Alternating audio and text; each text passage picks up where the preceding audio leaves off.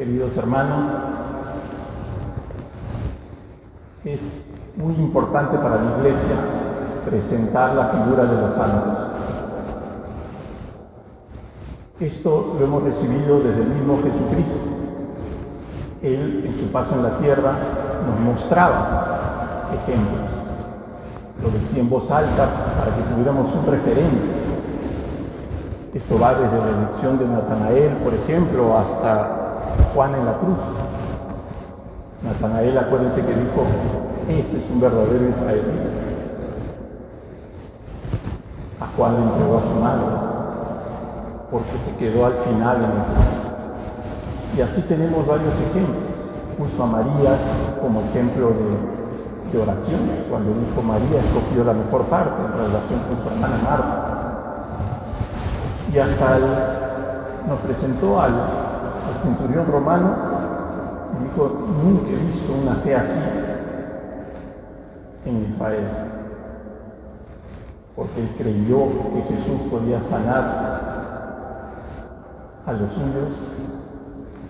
Tan es así que la frase del centurión: Señor, no soy digno que entres en mi casa, la utilizamos y es parte de nuestra vida.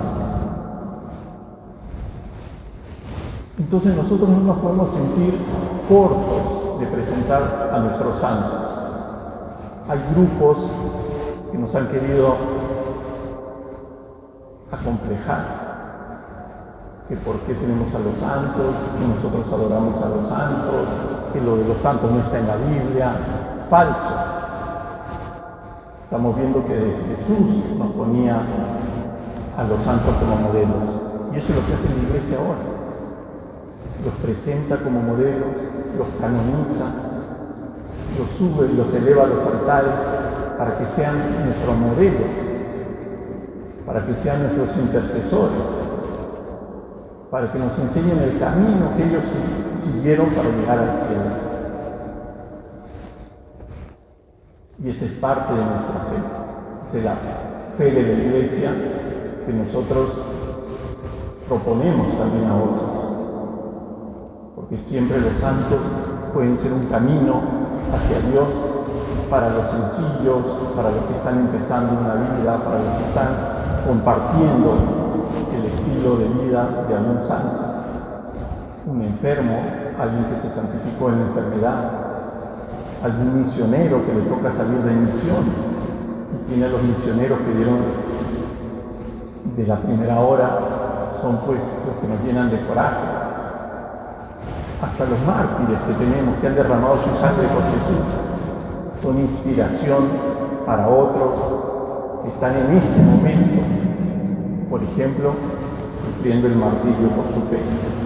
No quiero mencionar, pero sabemos que está Pakistán, Nicaragua,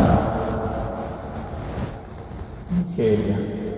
Personas que saben que en cualquier momento esa misma noche van a dar la vida, y nuestros santos mártires son su inspiración. Entonces, ¿cómo no ponerlo en relieve? Por eso hemos querido hoy día también, como parroquia, exaltar la figura de Santa Rosa de Lima.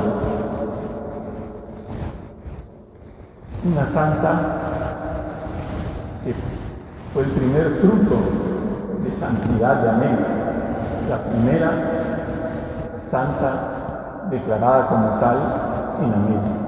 Estamos hablando del siglo XVI, en plena colonia española, en plena evangelización. Fue uno de los primeros frutos de la evangelización que nos llegó desde España.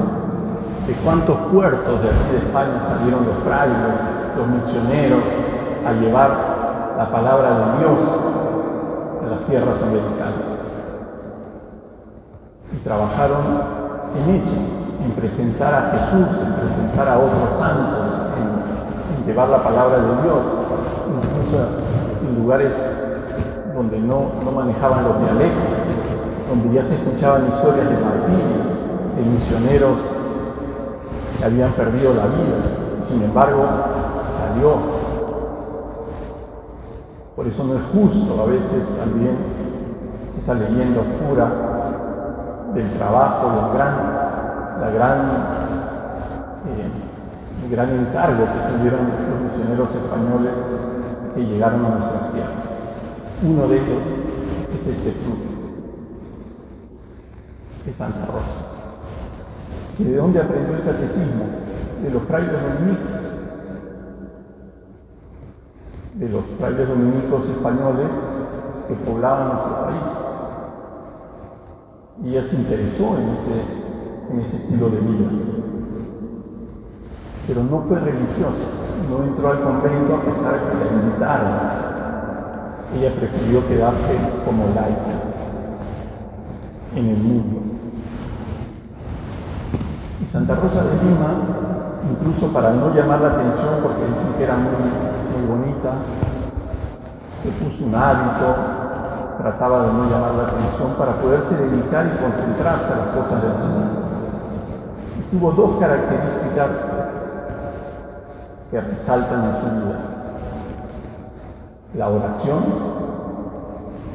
y el trabajo a favor de los enfermos y de los pobres de esa época. Para eso recibió el apoyo de sus padres. Le permitieron construir al fondo de su jardín una ermita. Ella misma la hizo con sus manos, con barro, y ahí se metía. Ni siquiera alcanzaba 1,5 metros para tener incomodidades. Y ahí rezaba, pasaba horas, contemplando el misterio de Jesús, enamorándose de Jesús. Dicen los cronistas que Jesús se le presentaba y un día le dijo: quiero que seas mi esposa. Y ella mandó a hacer un anillo. Y se conoce ese momento como lo desposorio de Santa Rosa con el niño Jesús.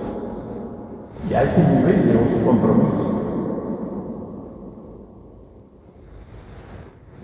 Pero ella no vivía absorta solamente como una mística, que lo era, sino también estaba atenta a las necesidades de su pueblo. Había enfermos tirados por la calle, gente que dormía en la calle, como pasa ahora, ¿no? Pero ella pidió también a sus padres que le permitieran utilizar 1 o 2 habitaciones de la casa familiar para poder atender a estos menesteros.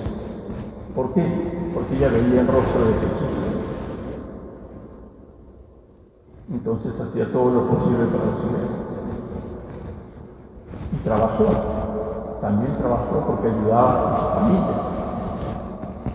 Eran costureros y ella aprendió el oficio de su madre y también trabajaba. Es decir, es casi la combinación del cristiano, de lo que esperamos: que ore, que trabaje, que tenga un protagonismo en la sociedad, que desarrolle sus habilidades, pero que no deje de hacer la caridad. Tan es así la figura de Rosa de Lima, que está citada 2 veces en el Catecismo de la Iglesia Católica, en 2 numerales, como ejemplo de santidad y de Virgen consagrada en la Iglesia. En uno trata sobre esto que les decía de la oración, y en otro sobre su trabajo con los pobres y los enfermos. Entonces, qué hermosa esta figura que resalta hoy, esta flor de América y flor del mundo, que nos permite a nosotros también seguir un camino, tener un referente, tener la seguridad que es posible la santidad. Que el Señor se agrada, se alegra, está contento con todos los esfuerzos que nosotros hagamos por la santidad. A veces no vamos a hacer cosas heroicas como hacía Rosa de Lima, porque no estoy mencionando, por ejemplo, las 3.000 jaculatorias que hacía todos los días,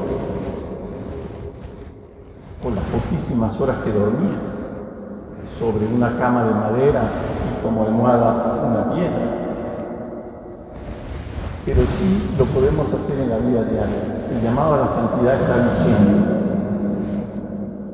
y nosotros tenemos que responder. Se nos dice que la iglesia es santa y pecadora. Si no fuera por la fuerza de la santidad, el pecado nuestro arruinaría el plan de Dios, pero es la santidad la que la levanta y nos recupera de nuestras caídas. Por eso todos nosotros tenemos que empujar, tenemos que elevar la santidad de la iglesia para que pueda estar por encima de su pecado, por encima de su falla y seguir siendo luz para el mundo.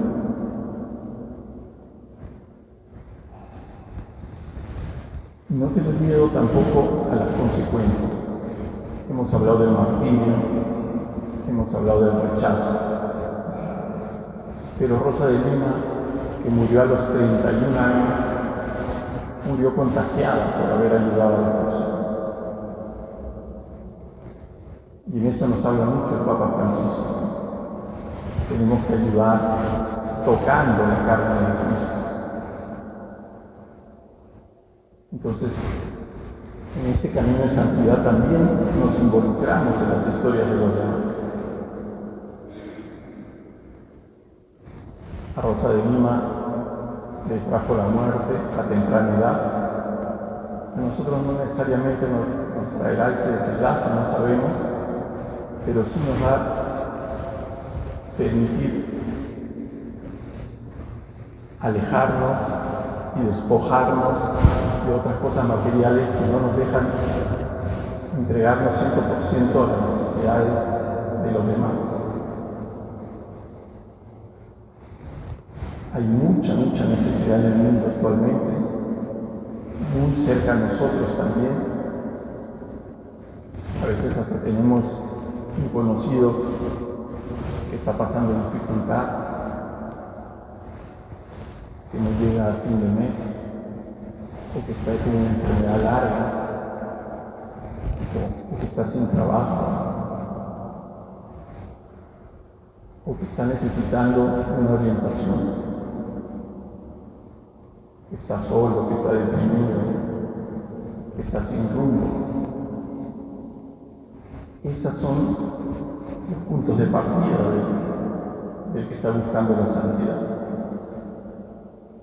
Carlo Acutis, a quien algunos de ustedes quieren mucho, el beato, joven, nos decía: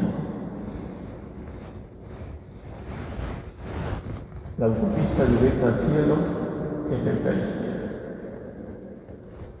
Entonces, para poder cumplir o responder a este anhelo y a esta vocación a la santidad, tenemos que pegarnos, tenemos que estar cerca también a lo que nos ofrece la iglesia, donde está el Señor, que es nuestra propia oración, nuestra frecuencia de los sacramentos, nuestra lectura de la Biblia y las obras de caridad. Estemos pues inflamados de ese amor de Dios para poder proyectar también una vida de santidad hacia los demás y dar los frutos que el Señor quiere de nosotros, así como lo ha hecho Santa Rosa de Lima, y que hoy día la podemos venerar en el mundo entero como una virgen prudente que estuvo en el momento preciso cuando Dios la llamó. Que cuando Dios nos llame, nosotros podamos decir: sí, Señor, aquí estoy, he cumplido lo que me has encargado y he hecho todo el bien que he podido.